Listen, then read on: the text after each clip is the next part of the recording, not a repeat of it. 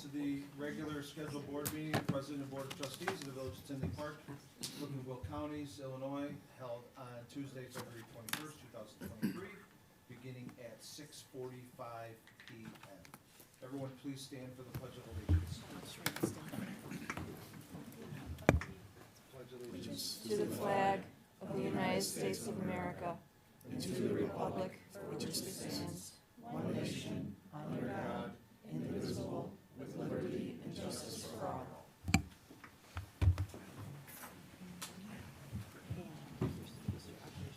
Okay, thank you. Madam Clerk, will you please call the roll? Trustee Brady. Here. Trustee Brennan. Present. Trustee Galante. Here. Trustee Mahoney. Present. Trustee Mueller. Here. Trustee Sullivan. Here. President Glatz. Present. Thank you, everyone. Item number 1. Can I have a motion to consider approval of the agenda? I'll make that motion. Second. Madam Clerk, call the roll, please. Roll call for item 1. Trustee Brady. Yes. Trustee Brennan. Yes. Trustee Galante. Yes. Trustee Mahoney. Yes. Trustee Mueller. Yes. Trustee Sullivan. Yes. The motion carries. Thank you, everyone. Can I have a motion to consider approval of the minutes of the regular village board meeting held on February 7th, 2023? I'll make the motion. Second. Madam Clerk, call the roll, please. Roll call for item 2. Trustee Brady. Yes. Trustee Brennan. Yes. Trustee Galante. Yes. Trustee Mahoney. Yes. Trustee Mueller. Yes. Trustee Sullivan. Yes. The motion carries. Thank you, everyone. Next, we have item number 3, to receive a presentation of the Tinley Park Business Spotlight, Kelly Girl Boutique. Clerk O'Connor. Yes, thank you. Kelly Girl Boutique carries a unique selection of women's clothing and accessories. Please join me in welcoming Dina Rogers, owner, and Kirsten Feaster, operations manager of Kelly Girl Boutique.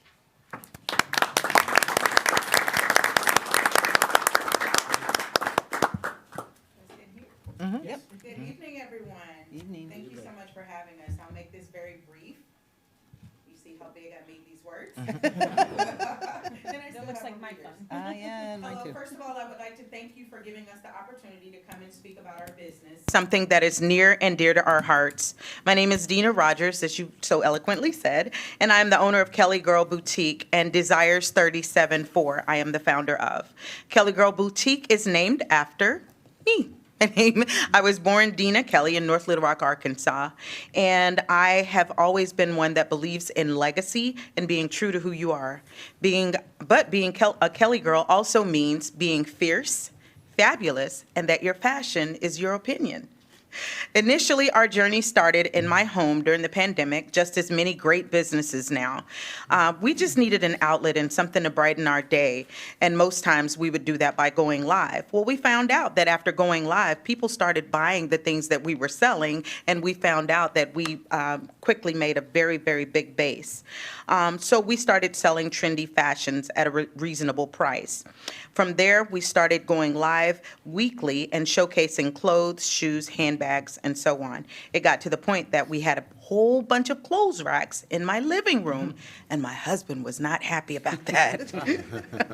So we decided that if we were going to continue with our venture, that we needed something to change, and that change meant getting those clothes out of my living room. So we found a nice little quaint building at 17311 Oak Park Avenue here in Tinley Park. So we opened our doors January 17th, and we have been thrilled to become a part of the community, our fellow entrepreneurs and businesses up and down Oak Park Avenue and abroad. And we do eat a lot of Village pizza. And I feel like that our boutique is exactly what Oak Park Avenue needed.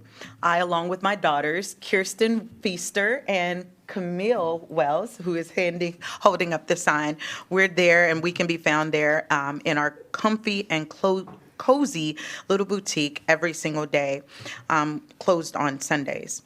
So we actually wanted to just highlight our hoodie, Desires 37-4, and I'm going to go off note because I kind of lost my place a little bit. But Desires 37-4 comes from my favorite scripture. I'm a Christian, and it comes from Psalms 37-4, where it says, delight yourself in the Lord, and he will give you the desires of your heart. So one day I was just like, Desires 37-4 is kind of catchy. So we started started saying that on our live, people said, hey, you should make T-shirts. We started having people buy them and buy them. Now I'm walking up and down the street, or I go to the Jewel Osco, and I actually see people with Desires 37-4 hoodies on. And the first time I saw it, I'm not gonna lie, I was over there and I was picking up a pomegranate and I started crying. So it just feels good to see our dream come to life, and we are so, so happy and so proud to be a part of the Tinley Park community. My daughter's actually graduated from Tinley Park High School, so we hear about, I used to hear all this stuff all the time. So now that we're a part of the community and our business is actually growing in the community, we're just happy to be here. So thank you so much for allowing us to be here tonight and just show you who we are. Thank you. Fantastic. Thank you. Thank you. Bill, you going there tomorrow? I'm leaving now. Meet you there. Thank you very much. That is Congratulations. Love the story. What time's your first opening for Bill? And we even have coffee in the back if you want some. Oh, okay. Oh, now he's Great. going. No freebies, he might not leave. God forbid if there's donuts. Next, we have item number 4. I'd like to ask the board for a motion to consider the appointment of Melissa Sylvester to the position of lead 911 dispatcher. I'll make the motion. I'll second that motion. Thank you. Melissa joined the village in 2016 and is a 911 telecommunicator. She became a communications training officer in 2020 and is assisted in training new hires within the department. With 6 years of experience in the telecommunications center, Melissa has served as a senior telecommunicator on the afternoon shift often and has proven to be a good leader in the 911 center. It is recommended that Melissa Sylvester is promoted to the position of lead telecommunicator. Considering appointment Melissa Sylvester to the position of lead 911 dispatcher effective March 1st, 2023. Any questions from the board? No?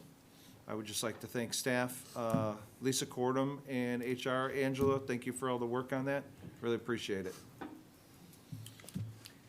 Any comments from the public on Melissa before we vote? Nope.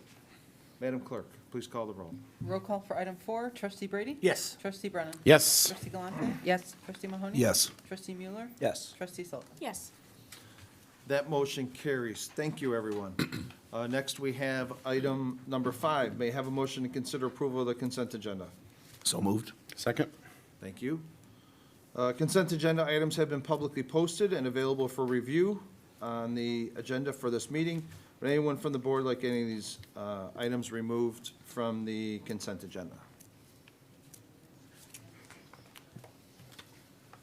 Madam Clerk, will you please call the roll? Roll call for item 5, trustee Brady? Yes. Trustee Brennan? Yes. Trustee Galante? Yes. Trustee Mahoney? Yes. Trustee Mueller? Yes. Trustee Sullivan? Yes. That motion carries. Thank you, everyone.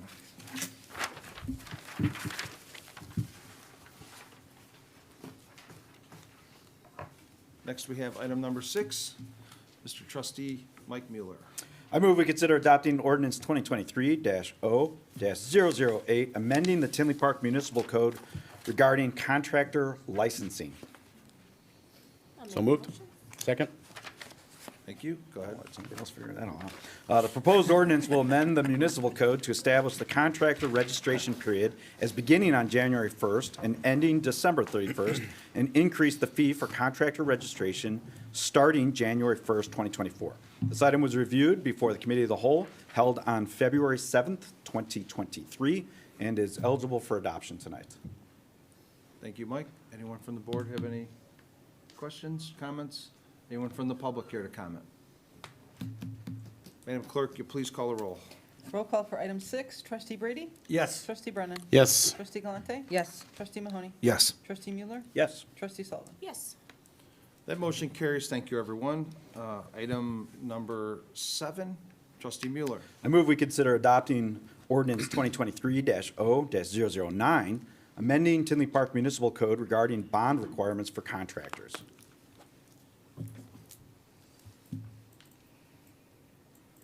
So moved. Second. Is there a second?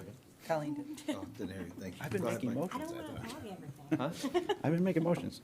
That's why I asked for a second. Okay, thank you. The proposed ordinance will amend the municipal code to remove the residential, I can't pronounce that word, surgery bond requirement from the contractor licensing process. This item was reviewed before the Committee of the Whole on February 7th, 2023, and is eligible for adoption tonight. Surety. Surety. Surety. Are you sure? Surety. Surety. Any questions from the board? Any No, I comments just, from the- after discussion with village attorney, I still think this is a requirement that we should keep in place. Back in 2008, 2009, a lot of contractors folded, went under, left a lot of residents and businesses that would have been able to pull these bonds. And I still think it's a necessary, protection for residents. And I just, I don't feel comfortable pulling it, so I will be a no. Any comments, other comments from the board? I'll just say, I respectfully disagree with Mr. Brennan. I think we saw this in the Brookside Glen community just recently. They came to us with some issues that they were having. We worked together with Michael Coleman, with Dan Ritter, and others, and we were able to get to a lot of resolution, and, without having to pull bonds. We were able to work with the developers.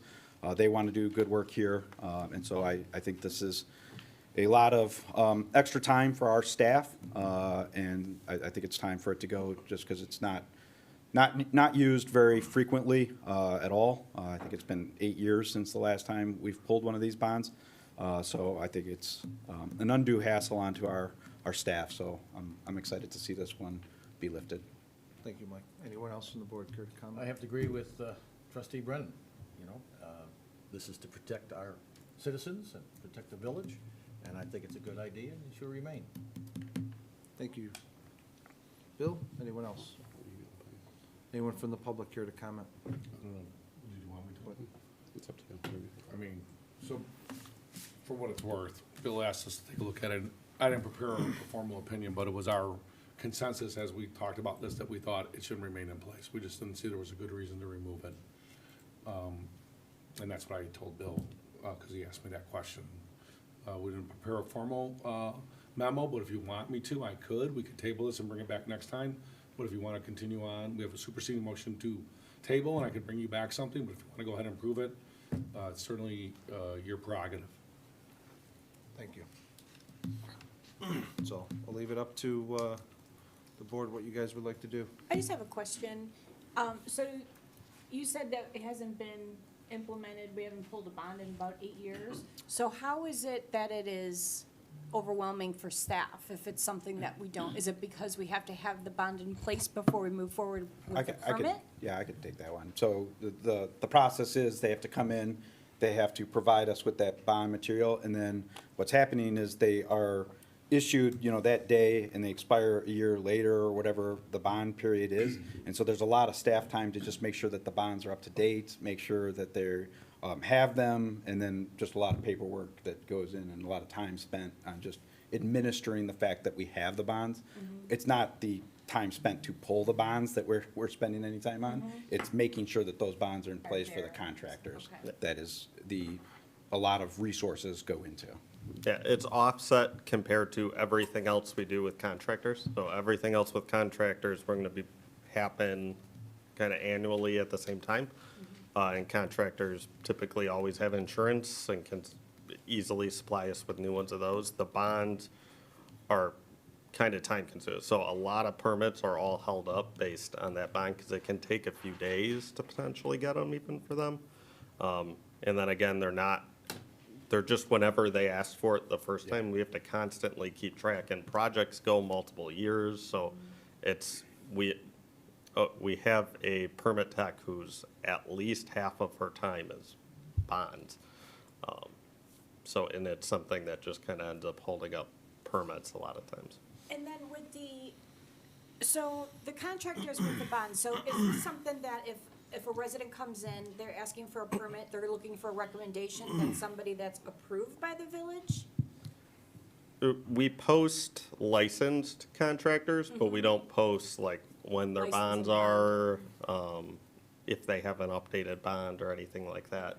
So a Currently, resident could do their own research, and if they're looking for a licensed and bonded contractor, they could certainly go find anybody. But if we're just basically not advertising, but what's the word, but they're licensed, and the resident will know they're licensed, but it could be up to them to find out if they're bonded or not on their own. If they, because a lot of people want, you know, people who are working on something on their property, they may want that, but that's something that they could certainly look for, right? yeah, I mean, I'm a not- normally a difficult. contractor's not gonna do that for like, pull a bond and issue it to one person. So it's more suited for larger jobs? Yeah, and that's they basically issue, the bond is kind of like issued to the village, so we could pull it. But again, that can only be for work that doesn't meet code, so actually interesting that trustee Mueller brought up the Brookside, Meadow. I forget what Is the that name the was. townhome? Yes, People, the yes. residents? That one was actually technically met code, but was essentially poor workmanship. So we were out there, we fixed that situation, helped those residents, but actually we couldn't even pull the bond if we wanted to in that situation, because technically met the building code, not a good situation, but it can only be if they are like outright not meeting a building code and it's life safety. Again, if a contractor's got insurance licensed with us, we almost never have that situation happen. And we have other routes, and the times that we have pulled a bond, that actually is time consuming in itself. And we typically have to pay our attorney to sue to get the bond, which has happened the last 2 times I've had to do it. So it actually took a year to pull the bond, to have our attorney sue. In the meantime, we could just be backing the resident if we really wanted to.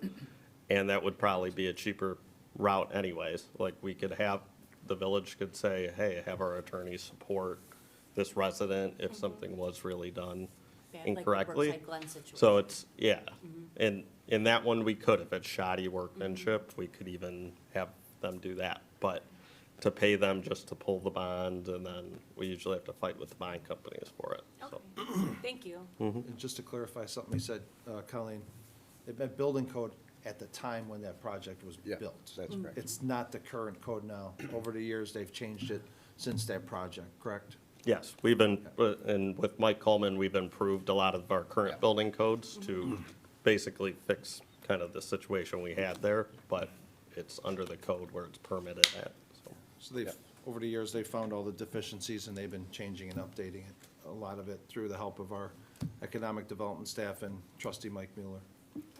And as I Thanks, said, appreciate yeah, it. most surrounding towns that we've seen too, and I guess just the ones I use as like good governance examples, have not, basically pulled this as a requirement, because I think most communities are finding time and money spent doing this isn't weighing that, the advantage, because we have other routes, we have other options we could go to really, if there really is that rare example of a contractor doing it, we have a better route that's probably just cheaper and quicker. Okay. Thank you. So for me, this is the first time I've heard of this. This is new information that, Bill, you spoke with the attorney, and you're saying that you're recommending against it. I don't know when these conversations happen, but it goes back to what we've said at previous meetings. If there's a problem or a conflict, I recommend moving forward. We don't push it forward to the board, so we could have a motion. Now we need a superseding motion to table it, to bring it back again, so you could write an opinion. Moving forward, if this is the case on something, whoever the trustee is or whoever it is, I recommend bring it to staff, have it pulled from the agenda, and we put it on the cow, and we could discuss it as a cow item, not as a board item to be passed. And so now we're just working backwards, so. Well, I'm not to interrupt, but it was a joint item last time, that's all. It was a joint item with the licensing, that's No, I fine. get it, but I'm unaware of you having a conversation with them, and now the village attorney is saying opposite of what is on the agenda, that he would write an opinion. So if there's a problem with this, this should have never even been, this should have been pulled before Friday. and we could just put it on the Cowan and discuss it, because there's no reason, I don't think, for anyone to even be voting on this or discuss it anymore, because now there's new information. I would just recommend you pull it, we make a superseding motion to table it and put it on the Cowan, discuss it. So everyone has all the, whatever information you have, the rest of the board does not have. So it wouldn't be fair to them to be voting whether it's yea or nay. Yeah, that's fine.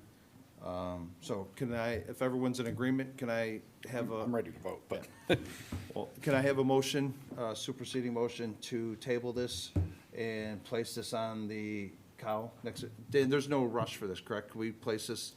Yeah, Is there a the reason- bigger rush was the first half of this, because we need to start implementing that part now, but that was already passed, So we're good with that. So Yeah. this section of it, it's not gonna harm anything that you're working on. We can Correct. table this to the cow and then have an open discussion between staff and the board and the attorney. Does that work? I So, think that- I think we should just table it to the next board meeting, because it's already been moved to the board from the cow, so I don't think we can move it back. What I'm saying is, motion to postpone it to the next board meeting. And I apologize for not getting my opinion back to anybody sooner. Bill just kind of turned to me at the last board meeting and said, informally, will I look into this? Because if you're right, it was bifurcated, and we approved the first half, and this was continued to see if anybody had any questions at the last meeting, if you recall. And he did have a question, and he asked me it, and then I gave him my answer. Okay. So it was only because he was the only one that asked, and I wasn't asked to perform a full, blown opinion for the board. And I apologize, I didn't realize it came back so quick. no worries. I don't see why we can't get back to the cow for discussion like we do committee, but that's fine. So how do you, Motion to postpone to the next board meeting, okay, or motion, I don't even table it, motion to postpone to the next board meeting. perfect. And then you'll Then I supply the, will- I you'll will- supply the backup? Yes, I will circulate a memo to the village manager, who can circulate it to the board. Okay, so everyone's on the same page. As soon as the village attorney prepares that memo, we'll get it to you guys ahead of time, and you guys will have, what, 3 weeks or so? You think you'll have it by the end of the week?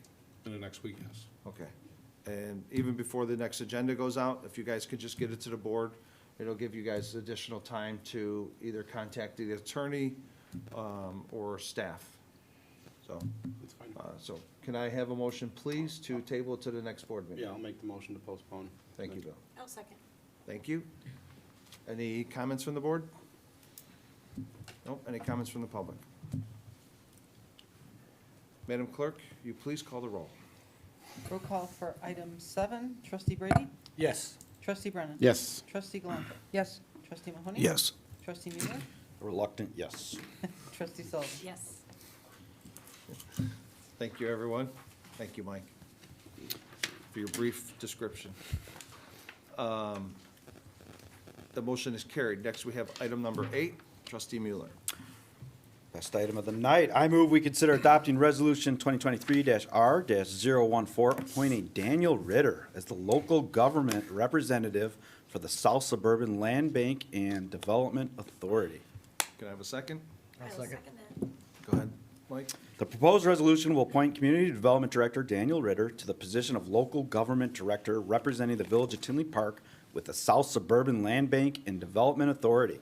This item was considered at the Committee of the Whole held prior to this meeting where it passed unanimously and is eligible for adoption tonight. Any comments from the board? Congrats, Dan. Congratulations. Congrats. Well, not yet, you didn't Good vote. luck. You sure, Dan, before they vote, you don't want to give it to Jarrell? He looks like he would love to have this. He does most of the heavy lifting for it anyway. All right, any comments from the board? Madam Clerk, please call the roll. Roll call for item 8, trustee Brady? Yes. Trustee Brennan? Yes. Trustee Galante? Yes. Trustee Mahoney? Yes. Trustee Mueller? Yes. Trustee Sullivan? Yes. That motion carries. Next, we have item number 9, trustee Mueller. I move we consider adopting Resolution 2023-R-015, approving and awarding an Oak Park Avenue sign grant to Francis de la Vega of Ground Rules Jiu-Jitsu for the property located at 17200 Oak Park Avenue. Is there a I'll make the second? motion. Is there a second? I will second. Thank you. Go ahead, Mike. I'll make the second. Ground Rules Jiu-Jitsu is a new martial arts studio located in downtown Tinley Park. Francis de la Vega will be installing new exterior wall signage that includes a flat aluminum wall sign and a projecting sign. The signed grant shall be in an amount not to exceed $2,000. This item was discussed at the Committee of the Whole held prior to this meeting and is eligible for adoption tonight. Thank you. Any questions from the board? I'll just say it's fantastic to drive down Oak Park Avenue and see this space finally getting filled up. It looks beautiful, and it's nice to see it lit up at night, and a lot of people inside there, having fun and working out and doing some great stuff. So thank you for coming to the Tinley Park, and thank you for helping fill that space. It looks fantastic. Thank you so much. You should stop by. Yep. Or- Awesome. Stop. I'll show you Where's it at? That location's, has a lot of memories for us too. Yep. Well, thank you. Show you an arm bar, Mike. Everybody beat me up today. All right, Eddie. Yeah. Madam Clerk, you please call the roll. Roll call for item 9, trustee Brady? Yes. Trustee Brennan? Yes. Trustee Galante? Yes. Trustee Mahoney? Yes. Trustee Mueller? Yes. Trustee Sullivan? Yes. That motion carries. Thank you, everyone. Before we move on to item 10, will everyone wait for trustee Brady to make his second? Trustee Mueller, item 10. I move we consider adopting Resolution 2023-R-016, establishing a public hearing policy for Plan Commission Zoning Board of Appeals cases. He's not going to second it. I'll second it. Go ahead, Mike. Thank you, Bill. The proposed resolution will establish minimum requirements regarding signage, legal posting, and the conduction of public hearings within the Village of Tinley Park on cases where public notice is required. The Plan Commission held a meeting on February 16, 2023, and voted 7-0, recommending approval of the proposed resolution to the Village Board, and this resolution is eligible for adoption tonight. Thank you. Anyone from the board have any comments? Nope. I have a Go ahead. clarification on this. The only thing I was, Here. pardon? I didn't hear you. Can you speak up, please? I have a question. I have a Thank you. question. Thank you. Let me move this over here. Okay. Just to clarify, the sign change, currently, if we have a public hearing, the village posts a sign, and it's a village sign. Is the change that we have to have the contractors now do that? Have to buy a sign?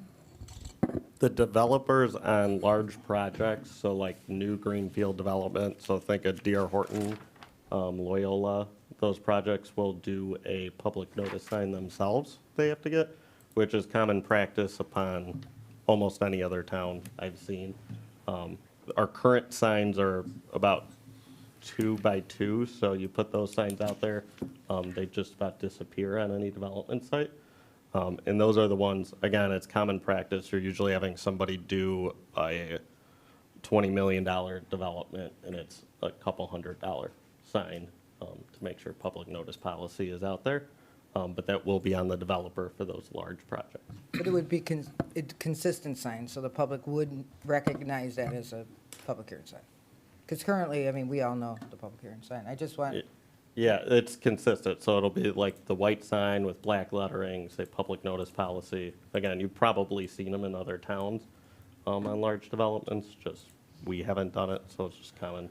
But it'll be consistent across every new development, Thank that you. sign. thank you very much. I'll just say thank you for bringing this forward to us, Dan. I think it's great to just get this stuff on writing. A lot of this stuff was already being done, but it's great to see us have a formal policy for it, so thank you, Dan. Thank you. Any questions or comments from the public? Madam Clerk, you please call the roll for item number 10? Roll call for item 10, trustee Brady? Yes. Trustee Brennan? Yes. Trustee Galante? Yes. Trustee Mahoney? Yes. Trustee Mueller? Yes. Trustee Sullivan? Yes. That motion carries. Next, we have item number 11. Mike, did you want to skip that? Put the Trustee screws to Mueller? him. He sat through 2 meetings already. Yeah. Come on. At this time, I move we consider adopting ordinance 2023-0-010, approving a third amendment to the economic incentive agreement between the Village of Tinley Park and Banging Gavel Properties LLC. Second it. Go ahead, Mike. Thank you, Bill. Banging Gavel LLC is requesting an amendment to their economic incentive agreement to extend the timeframe for completion through 2023. There were a number of delays through the development and financing, but the site is under construction and substantial completion of the project is expected by this spring and summer, which we are all very excited about. This item was discussed at the Committee of the Whole held on February 7th, 2023, and we had a first read for it at the last board meeting and is now eligible for adoption. Thank you. Any comments or questions from the board? I just want to state, Jim, I've never seen anyone go through so much for the task that you took upon yourself. One thing I've learned for this, never try and build a business out of a historical building. So, It'll be beautiful. yeah. Jim's been at this for what, almost 6 years now? Yeah, we purchased the building, June 30th, 16? 2017. 17. Wow. Wow. Family ministry, that's great. Wow. It's great. Well, there's light at the end of the tunnel. Yes, there is. Jim, this one gets us to the finish line, right? All right. This is it? This is it. Okay. We even built in a little bit of buffer. We learned our lesson the third time. Yeah. All right, Third great. time's the charm. Congrats, Jim. Thank you. Madam Clerk, will you please call the roll for item 11? Roll call for item 11, trustee Brady? Yes. Trustee Brennan? Yes. Trustee Galante? Yes. Trustee Mahoney? Yes. Trustee Mueller? Yes. Trustee Sullivan? Yes. That motion carries. Thank you, everyone. Next, we have item number 12, trustee Mueller. I move we consider adopting Resolution 2023-R-011, approving a transfer of surplus property from the Village of Tinley Park to Banging Gavel Properties LLC. I'll second. Thank you, Dennis. Go ahead, Mike. The Village of Tinley Park is requesting to transfer ownership of two parcels located at 6811 Hickory Street to Banging Gavel Properties LLC. The surplus property is no longer needed for the operation of the village and continues to incur costs to maintain. This item was discussed at the Committee of the Whole meeting held on February 7th, 2023, and we had a first read for this at the last board meeting and is now eligible for adoption. Thank you. Any questions from the board? I'll just thank Dan again for bringing this before us. When you re-looked at the project and saw we had kind of this property that we weren't doing anything with, I think it makes perfect sense to transfer back to Banging Gavel. So thanks for bringing this to our attention. Thank you. Any comments from the public? Madam Clerk, please call the roll for the last time on Banging Gavel. Roll call for item 12, trustee Brady? Yes. Trustee Brennan? Yes. Trustee Galante? Yes. Trustee Mahoney? Yes. Trustee Mueller? Yes. Trustee Sullivan? Yes. That motion carries. Item 13, trustee Mahoney. Thank you. I move we consider adopting Resolution 2023-R-017, authorizing the village manager to contract for the purchase of electricity. I'll second that motion. Thank you. Go ahead, Dennis. The village current pumping stations contract with Constellation will be expiring soon, and NIMEC will be going through the bidding process on March 2nd for a new contract. When the bids are received, the village will only have 24 hours to respond. Therefore, staff is asking the board to provide the village manager with authority to execute a contract once the results of the bid are received. This item was considered at the Committee of the Whole meeting held prior to this meeting. This resolution is eligible for adoption. Thank you, Dennis. Anyone, Dennis, you want some water? anyone from the board have any questions for Pat? Anyone from the public care to ask Pat a question? Madam Clerk, call the roll. Roll call for item 13, trustee Brady? Yes. Trustee Brennan? Yes. Trustee Galante? Yes. Trustee Mahoney? Yes. Trustee Mueller? Yes. Trustee Sullivan? Yes. The motion carries. You're lucky, Pat. I was hoping we had one taker.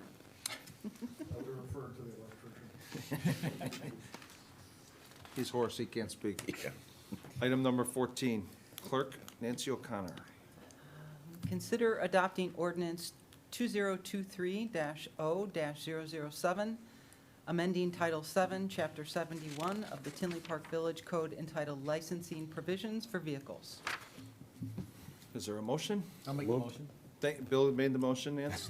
Thank you, Bill Bill. Brady, I will second that. thank you. Colin. Thank you, Bill. Thank you, Colleen. Go ahead. This amendment would discontinue the vehicle sticker program in the Village of Tinley Park. Residents would no longer be required to purchase vehicle stickers for their, village stickers for their vehicles. Free stickers will be available for residents who would like to continue displaying the sticker on their vehicle. These free stickers can be picked up at Village Hall during regular business hours starting April 1st. This item was considered at the Committee of the Whole held prior to this meeting. This ordinance is eligible for adoption. Thank you. Any questions from the board? Yes. Yeah. Go ahead, Diane. When this was discussed at the COW, I made comments, and what was repeated was incorrect. So I think I have to make my comments again. I never wanted the police department to start running people's license plates and looking for them. That's nothing what I said. We have database systems in place to pull data, pull information. And if we can't, it would be silly to think we have to FOIA this, but working with the state to have this information, what I asked is, how much are we talking about? Just because we only collected, in 2018, we collected 646, and then in 2022, we collected only half of that, doesn't mean that's all that's due us. I don't believe that police have to enforce this. I think there's better systems out there than having police enforce this. It's easy to understand who owes us and who hasn't paid. There could be a different system to send a notice. My only point in this is, I would too like to remove a fee. It's not a tax, it's a fee that the people who have vehicles registered and live in Tinley Park would pay, because they use the road. So if they have 5 vehicles, they pay for their share. What, in my mind, this is doing, I mean, I would have suggested back when we stopped enforcing, maybe look for a different way to enforce it. Never would I want our police wasting their time on this.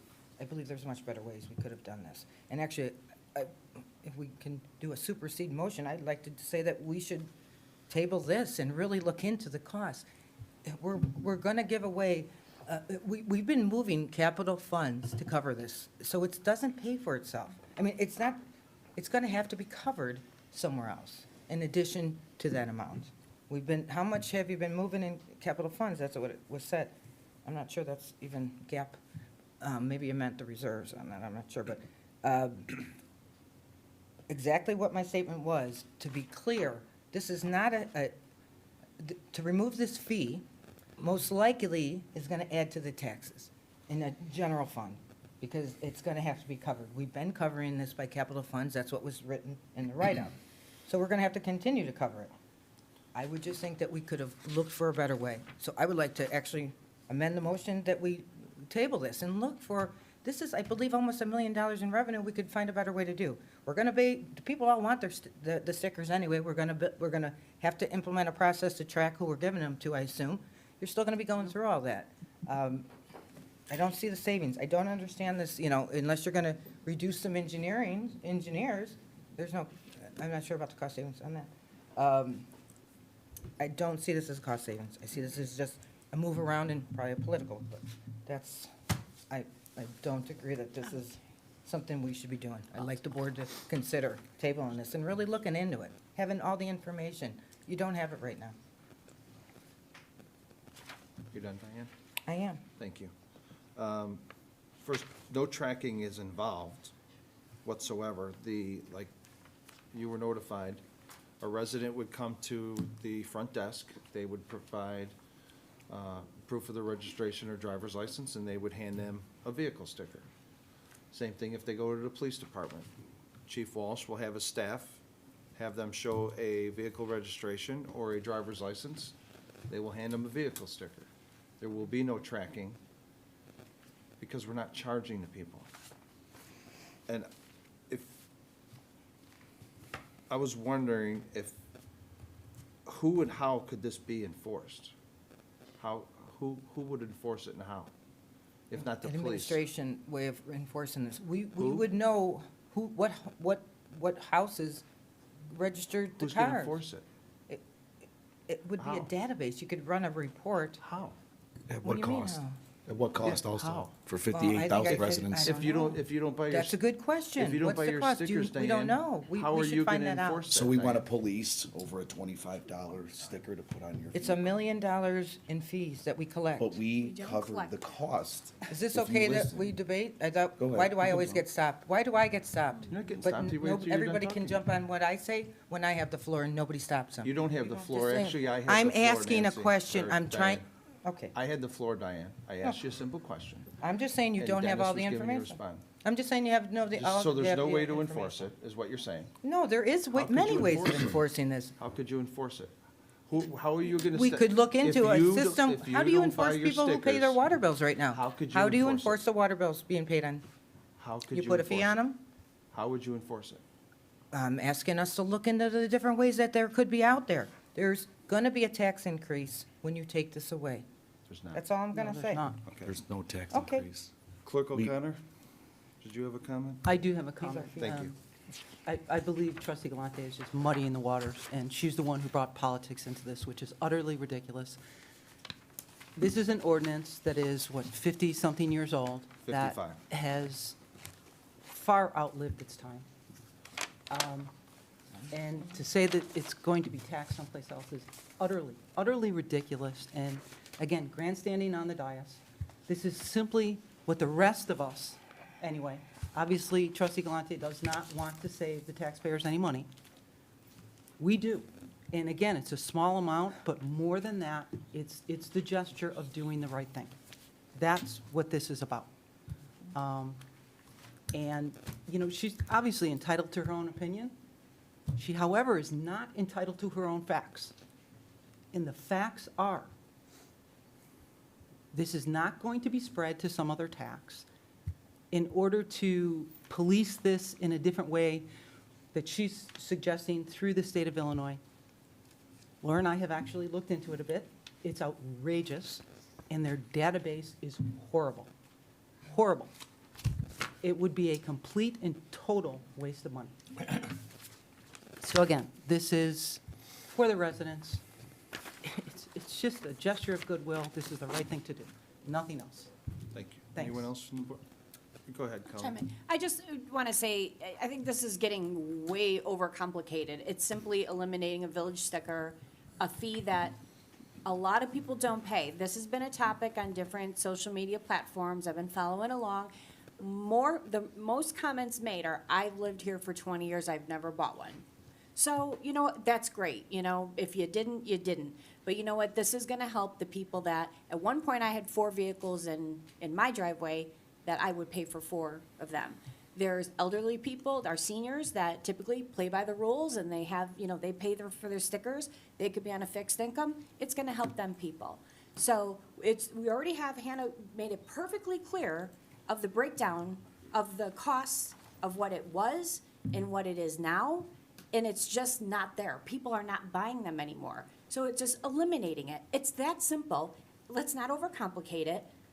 The ones that don't buy it, it's just a simple thing that we're doing for the residents. I think it's a great thing. I support it. Get rid of it and move on. That's all. Thank you, Colin. Trustee Brady. I believe that the staff certainly went through everything and checked all these facts and figures out that Hannah so beautifully explained this evening on what has been. This has been a topic for 5-6 years, so it's not something we thought of over the weekend. This has been worked on, it's been looked into, the facts and figures and everything, what we can and cannot do. And I would think if you try to compare it to what do you do if someone doesn't pay for their water, turn the water off. That's what can be done for that. Electricity, you can turn electricity off. How do you enforce the stickers?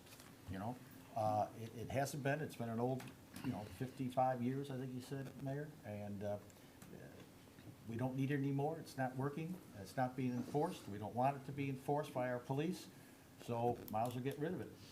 Help our fellow citizens. Thank you. And again, for anyone that didn't watch the cow, this originally was brought up by Kristen Therian, roughly 5 years ago, so. Trustee Mueller, do you have anything? Yeah, just more of a procedural thing. I'm actually a little bit confused right now. Is there a motion on the table from trustee Galante to table this, or? Yes. I think later in that discussion, trustee Galante asked for an amendment to the motion that's currently on the table. I can't figure out So what. I'd like to make a motion He's- to amend. Diane? I'm trying he to has the clarify floor. it. He doesn't He understand has what the I'm floor, saying. please. So I just like to get that clarified. If there's a motion on the table, I'd like to know what it is. It was very unclear during the discussion from It was. trustee Galante, what we're asking. Are we tabling it? Are I'll take we that one. amending it? Like, I'll take that one. I don't think there's a clear motion. She referenced the motion 3 times. She's welcome to make the motion, but it has to be a succinct motion. okay. Okay, And then, I'd like to make a Diane, motion. can you hold, please? You don't have the floor. Before we consider a motion, I'd like to, if you don't mind, I'd like to let everyone on the board, if they care to speak first. Then we would happily entertain any motions that anyone on the board would have. All right, thank you Trust- for the clarification.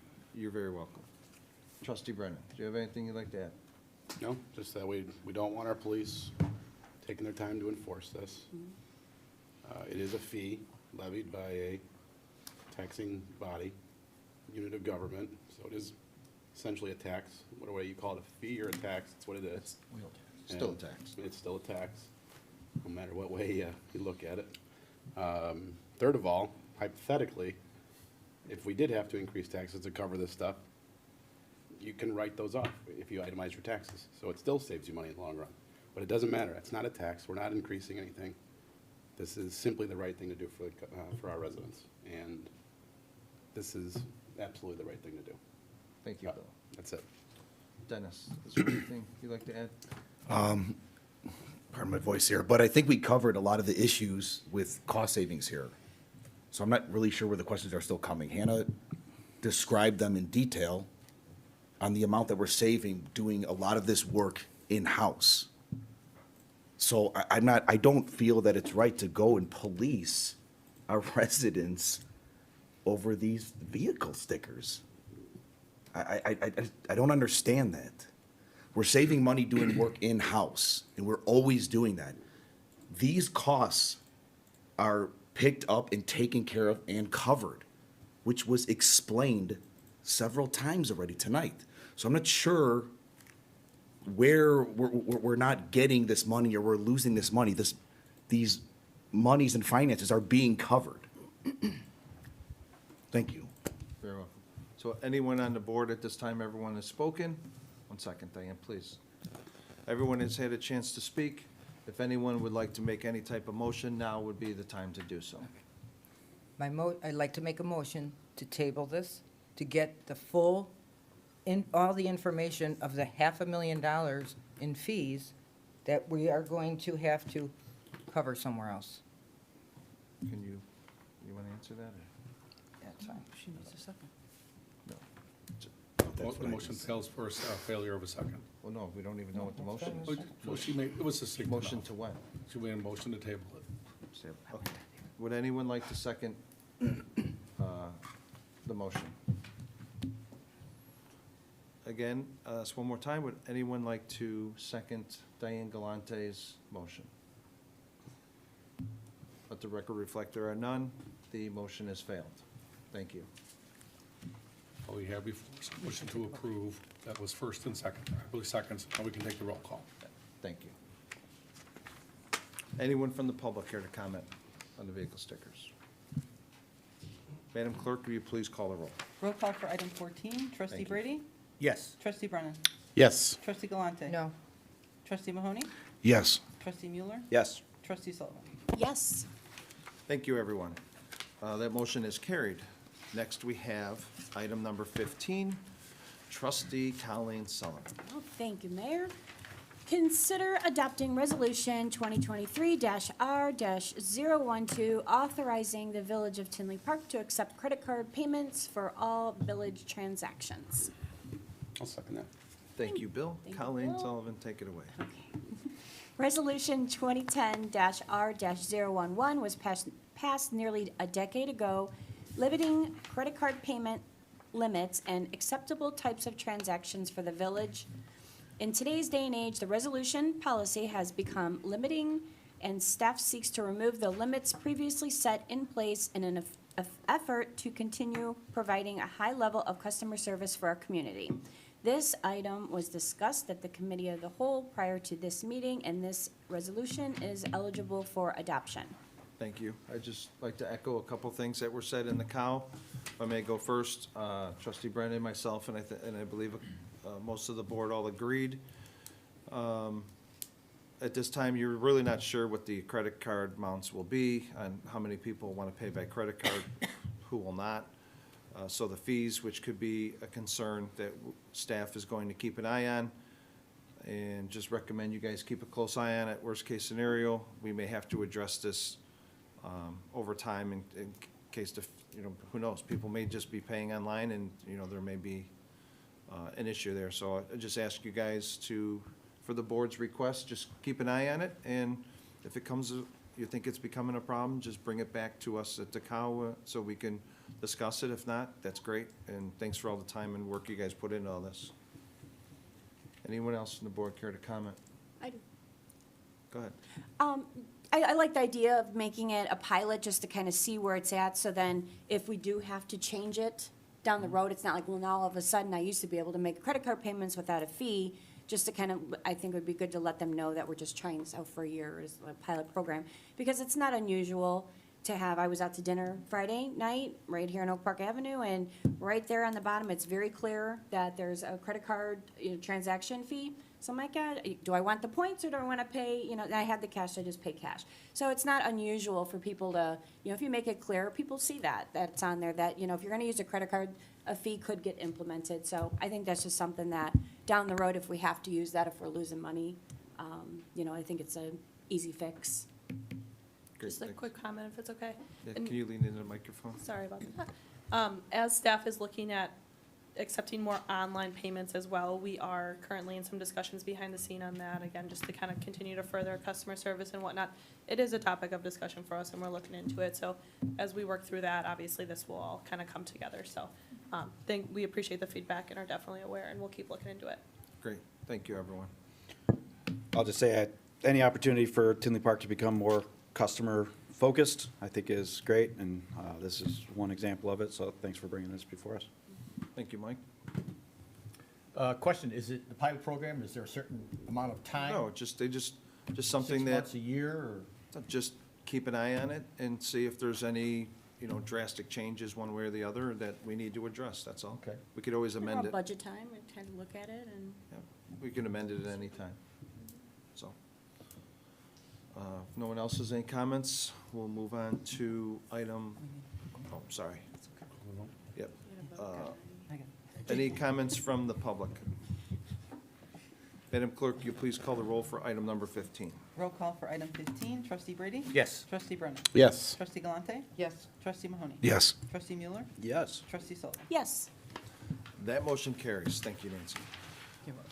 Next, we have item number 16, receive comments from staff. Chief. Yeah, I just want to say that this Friday, beginning at either 9 or 9:30, depending on the pool setup, we're going to be having our annual Polar Plunge for Special Olympics.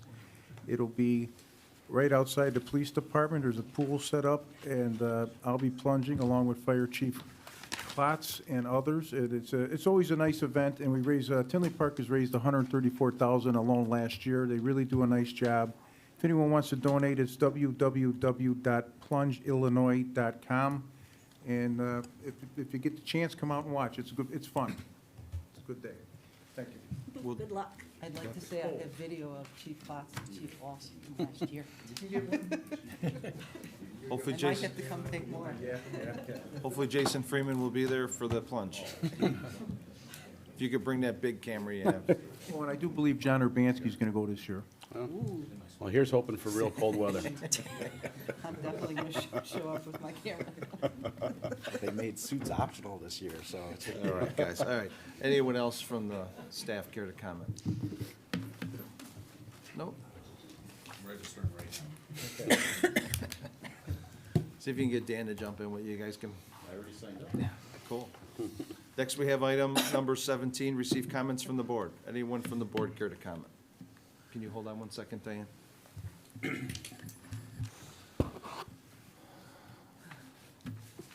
Go ahead. Thank you. You're welcome. The village board has received numerous emails from the Park District on some misstatements that the village board and the management have made. We received this recent one on February 13th. It is directed to Mayor Glatz, the trustees, and village administrator Carr. It is signed by the entire village board. And I want to read this because it's a lot of what I want to say anyway. We watched the recent board meeting and were alarmed with the numerous untruths that were made on the board to the public and about the Park District. So this is to set the facts straight. Last month, during the January 17th meeting, the public and the Park District first learned about the intent to create the new Independence July 3rd event. Despite this being a 46-year run of the Park District hosting the fireworks show and related events on the July 4th, the village had made no attempt to discuss the plans with them in advance of the meeting. Nor did anyone at the village discuss any of the safety concerns with them. Also, it's saying, as is our practice, we defer to the police department from last year's event to defer to let them know what the problems, the safeguards were for the public. And then it's during the February 7th meeting, you told the public that you made repeated attempts to work with us and you were turned down. As you know, that's simply not true. On February 1st, Mr. Carr visited the board meeting where we took him on his word that when he said that the village had erred in not consulting with the Park District on the July 3rd event. Since that discussion, Executive Director Roby has met with Mr. Carr and also communicated with Mr. Carr several times about the meeting between the village board and the Park District to find a resolution in the path forward with this. Executive Director also requested for a second time that the board to the Park District Board to receive a briefing from the police department on the safety concerns that were brought up. Even though you had already planned your event, signed a contract, and announced it to the public, all without informing or working with the Park District, Executive Director Roby and the board remained willing to work together towards a solution. Please note, former mayors and trustees have worked in unison with the Park District to provide a wonderful July 4th show. Unfortunately, at your February 7th meeting, our efforts to work together were mischaracterized. It is now abundantly clear that you never intended to work together in earnest. The July 4th isolation of the Park District, as well as measures you've taken, canceling the fuel and salt contracts with the Park District, in the community events and creating identical events, duplicate events with the Park District, and starting to charge for staff time. It appears it appears to be is a retaliation of the punishment of the Park District for the mental health property bid. We are dismayed at your decisions and your unwillingness to work with us in good faith to benefit the people of Tinley Park and their tax dollars. It's simply not feasible to work on any event with the village to engage in this kind of, that engages in this kind of behavior, and they wish us well on our event. On January 17th, this board was asked to approve the new event. It was a mirror of the Park District event that I've been to many times, and it's gone on for 46 years, without any information. We were told about $50,000. I did ask for you guys to get back to me on a full cost of this event. $50,000 is just a drop in the bucket. If we move this event to the 4th now, do we know the cost? Has the contract been signed for the fireworks? I'll have to check on that. So do we understand the cost to the increase on that if we move it? And there's a 15% on the contract for them. There's a 15% charge if we change the date from the 3rd to the 4th. No, there's no change on that, there's no cost increase. So we haven't signed the contract. We're good with it. So there's going to be no cost increase on that. Okay, also on the contract, it says there's supposed to be a 500 feet at all points from the discharge area. And when I look at, I do just like put on the Google, it seems to me like we're going to be taking out, we can't have 183rd opened, possibly Veterans Parkway, and part of the police department is going to be in that 500 radius. So if we're following the guidelines of their contract, that's what it's saying. Do you guys are aware of all that? Did you already know of all that? When you guys voted on that, when you voted yes to this contract to take away the event? We didn't vote to take away an event. And also the helipad. So if there's an accident on 183rd, I'm assuming the helipad can't be used on that event day. because it's in that area. The 500 feet is covered by that. So what will be what happens if there's an accident? Diane, your time is up. Thank you.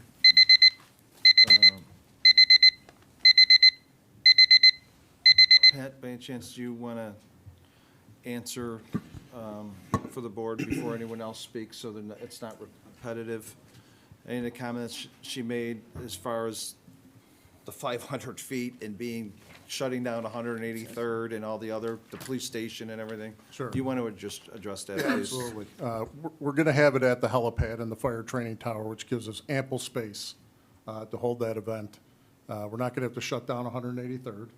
And if you're talking about an accident, if an accident happens, there's been accidents that happen along 183rd, regardless of what's going on.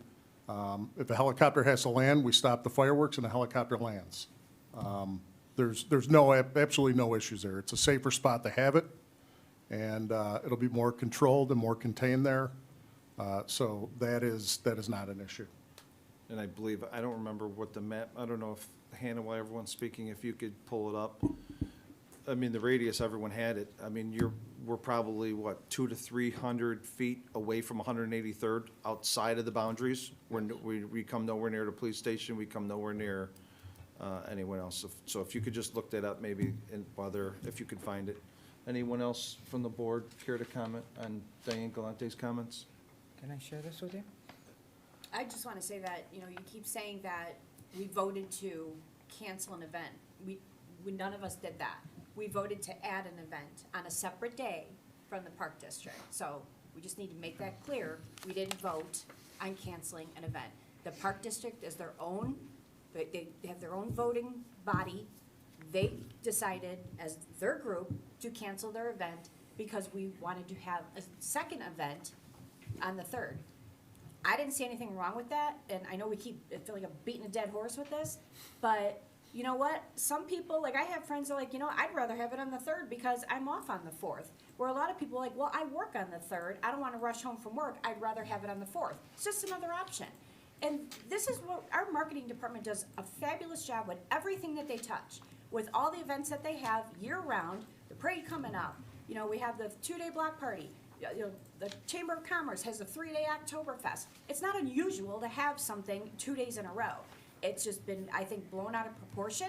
I wish that we would have, I said in the last meeting too that, maybe the communication, we could work on that, but we didn't cancel an event. We added an event. So I wish you would stop saying that and stop putting out these lies to people, because that's not the case. We don't vote on canceling a Park District event. We can't do that. We vote on what we could vote for, and we voted to have a second event on the 3rd. That's it. Thank you. Diane, please stop. You spoke for whatever it was, 5-6 minutes. Anyone else care to comment? I would like to. Sure, go ahead.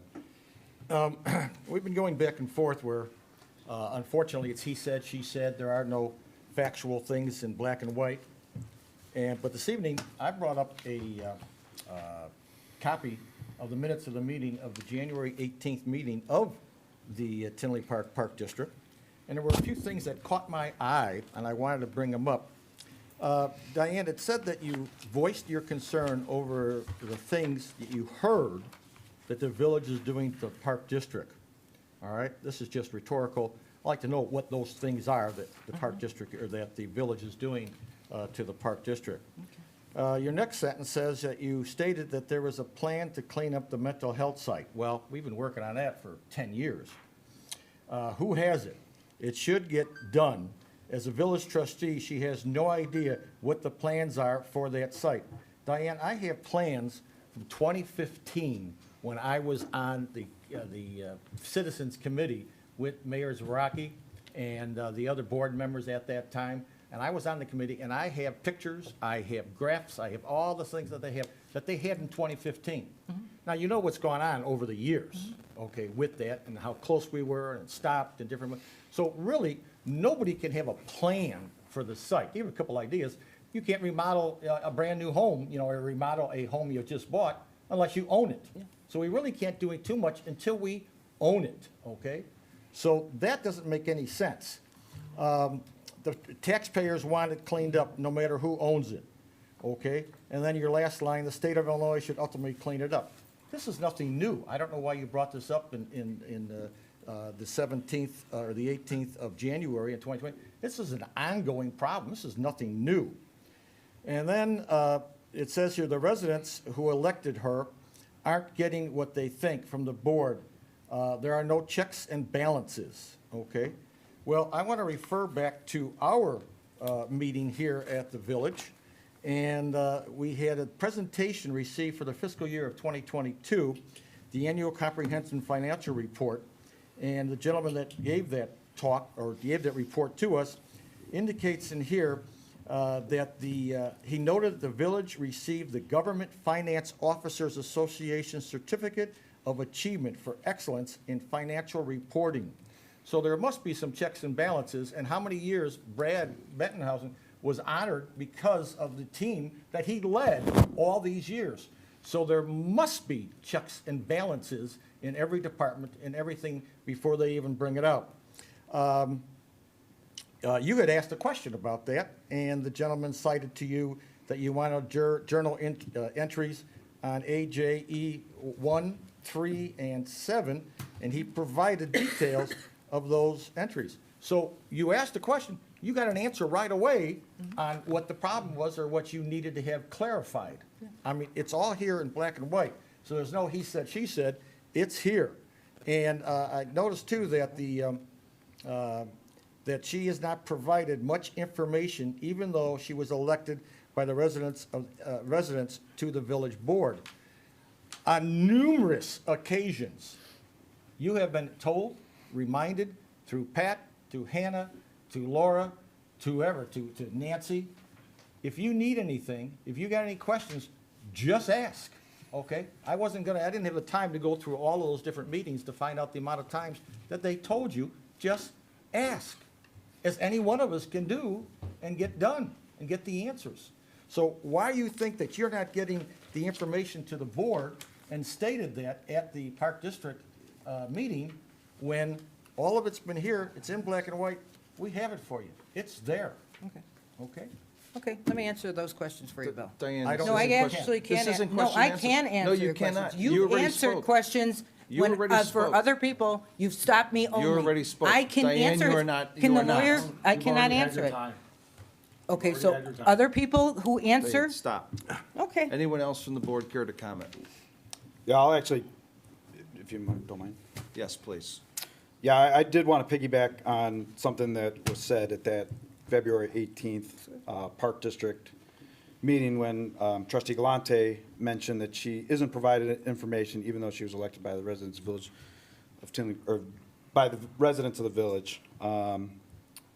And what really irks me about this one is, we've had to change some of the policies that we've had at Tinley Park because emails were being forwarded from the controlled email servers that we have here in tinleypark.org to work email and personal email accounts that potentially contained personal identifiable information that Tinley Park has to safeguard.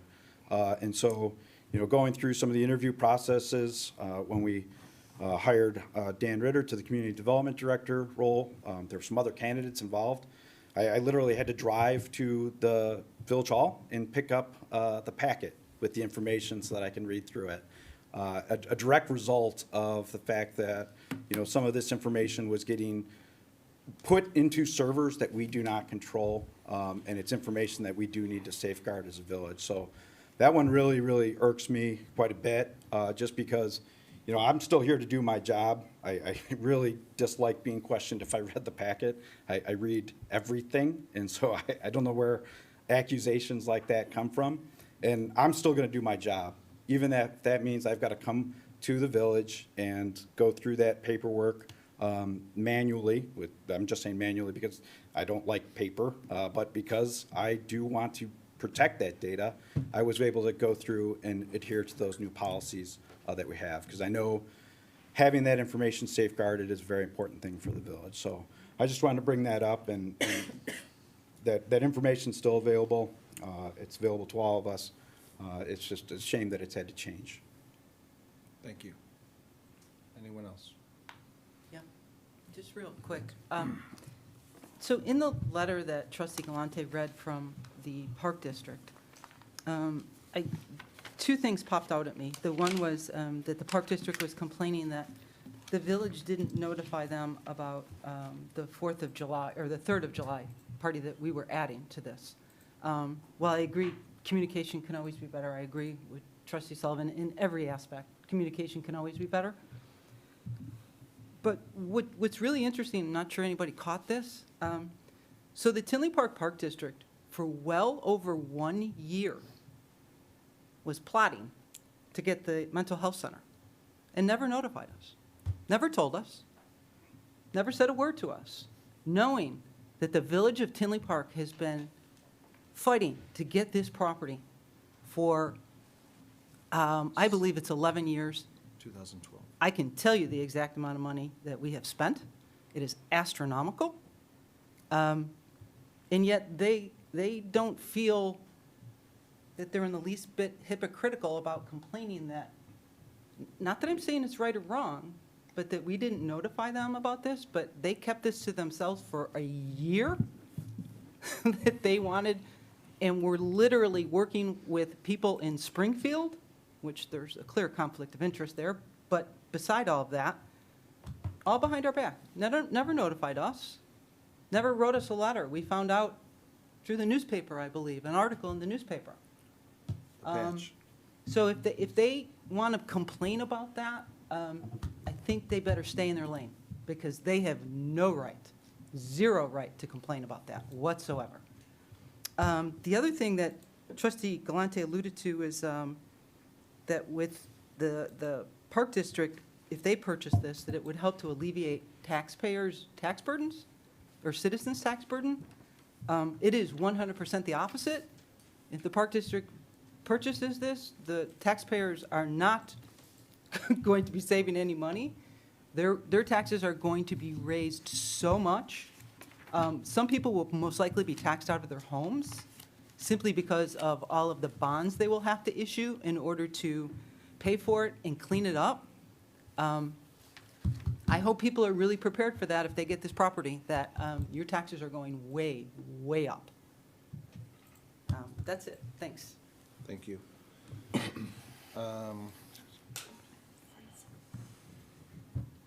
Just a couple comments. I was hoping that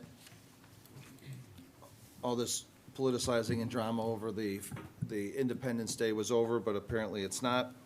Thank you, Bill, trustee Brady, for bringing it to our attention that now we have a fellow board member that's going to their meetings and who's supposed to be representing the village, seems like wants to represent the Park District and giving their own mistruths. I have offered, and Pat Carr has offered for, I don't remember the timeline now. It's 3 to November. Thank you. Thank you. So Pat and I have been, long before all this stuff, been reaching out to Sean Roby to get a meeting with their board and our board together, an executive session all together if we legally could. Tom Condon gave a legal opinion that he would not feel comfortable, since the Park District is not part of our agency or our body of government, to allow them to come in here. There's no way to guarantee that they will not keep this confidential, what happens inside executive session. So therefore, Pat and I have gone a different route where we've tried to meet with, we've offered to have the staff from both sides and board members from, or commissioners from the Park District, and 2 board members to meet. So November, December, January. So almost 4 months then. 3.5 to 4 months. And we've asked twice, and both times he said no. They won't meet, they will not meet with us unless we all can come into executive session. We don't control the rules. That's the rules. You guys can't come in, and you guys chose not to. And then all this happens afterwards. Especially after last board meeting, for anyone that was here or watched a meeting, Chief Walsh and Deputy Chief Tilton gave a very, very clear reason on why we're switching it, or we're having our own at the 80th Avenue train station, and if they like to have one, feel free, like Colleen Sullivan said. You guys voted on having your own, and they chose to cancel it. But it seems to be our fault. My last email to Sean was sent on January 30th. Just to this day, anyone feel free to FOIA it. I still have not received a response back from him. But alls we keep reading about is in the paper, they just keep politicizing it. And most importantly, I want to thank our staff, because I know everyone has been on the edge of their seats, wanting to comment back. You know, I've had some conversations with some of you that want to respond, and everyone's kept their powder dry, because this is something I've never seen, the politicizing from the Park District, that you guys keep going to the press to try to make this something more than it is, instead of talking to the government agency, is totally unprofessional. And again, we refuse. I got an email today right before the meeting from Mike Nolan now. I don't know if you received one either. Wants to know if we want to comment. The Park District, I guess, has more to say about this. Stop. Stop the politics, and let's work for the village. You've been offered several times to come in here and sit. Pat has gone to your meetings with staff, asked you guys to please come and sit with Pat and Hannah and Donna Framke to talk about this. Nothing, no response. As he goes to their meeting to ask them to work together, nothing. We don't hear back from you. Next time you hear something from, Pat receives a response from Roby, you'll be hearing back from us shortly. I think something like that it was the next email you received from him. And I think you sent him, after you went to that meeting, 2 or 3 more emails asking Sean, please, hey, are we gonna get together? We can still make this work together. You wanna make it work, and still we receive nothing. But here it goes again, I guess. So apparently it'll be in the Southtown or Tribune again. But I applaud all you guys for keeping your powder dry. It's just, the nonsense is ridiculous. Mayor,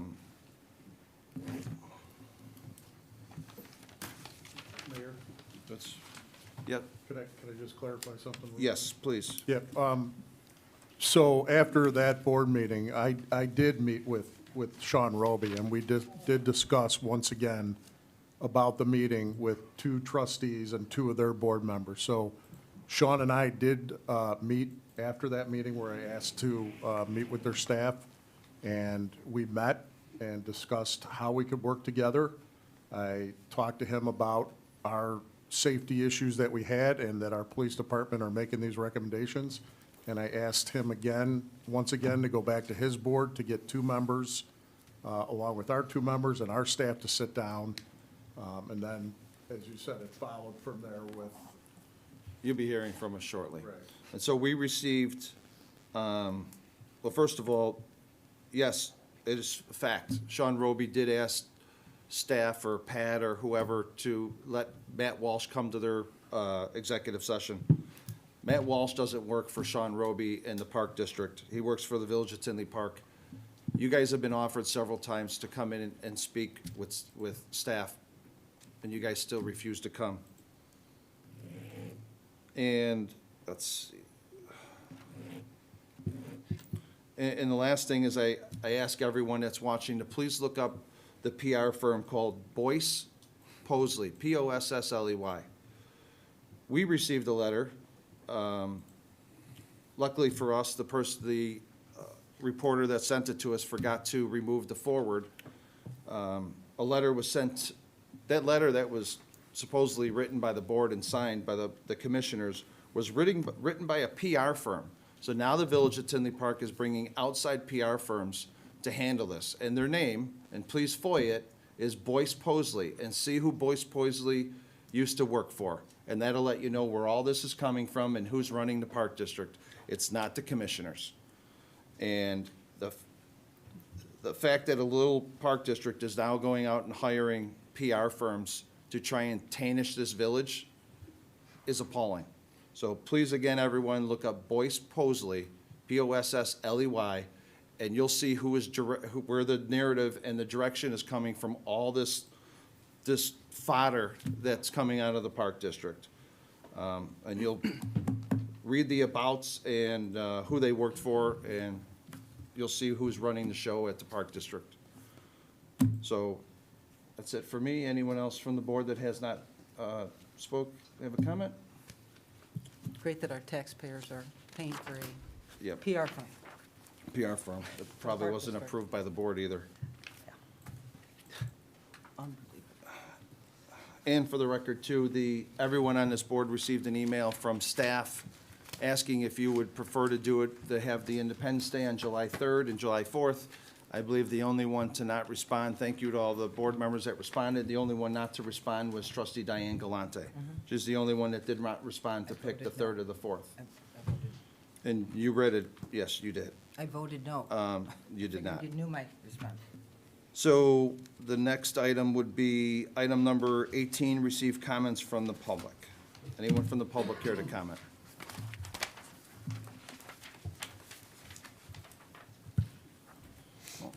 Let the record reflect there are none. Next, we have item number 19. Sorry, give me 1 second. You did have something, Pat, right? You needed? Okay. Thank you, Pat. Thank you, Hannah. May I please have a motion